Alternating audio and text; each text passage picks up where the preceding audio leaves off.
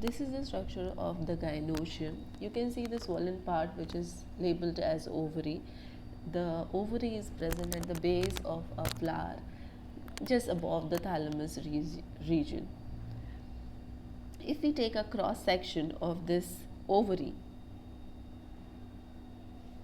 if this part is cut into thin slices, here it's looking quite thick, but if we cut it in thin slices, we will see a structure which is quite similar to this.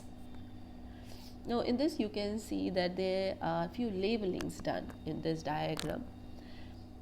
The first labeling is of a ovule which will later on form the seed after fertilization. The ovule is attached through the placenta to the central axis. Placenta is the narrow structure to which the ovule is attached.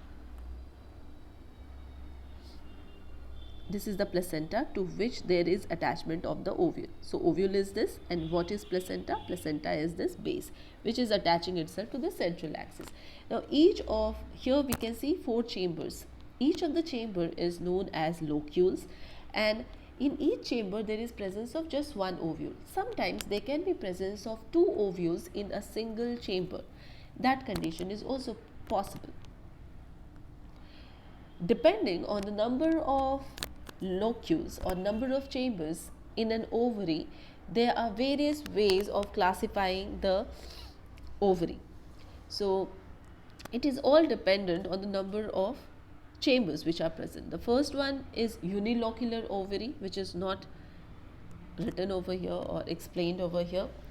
It can be seen that unilocular ovaries are quite common in pea plant flowers. The flowers belonging to this category, even groundnut, all of them, they belong to Fabaceae family.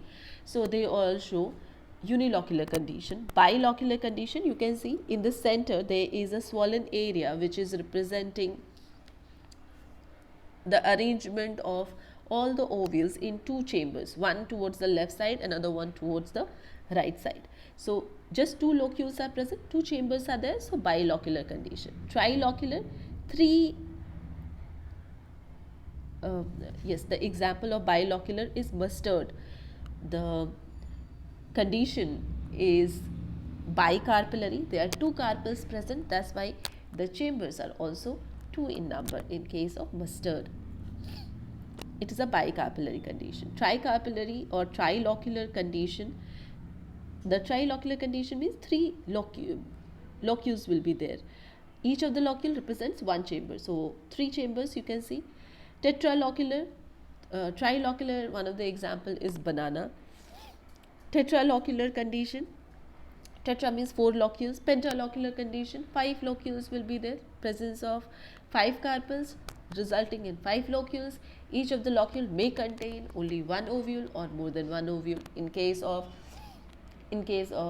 hibiscus flower plant, you can see the similar pentalocular condition is seen.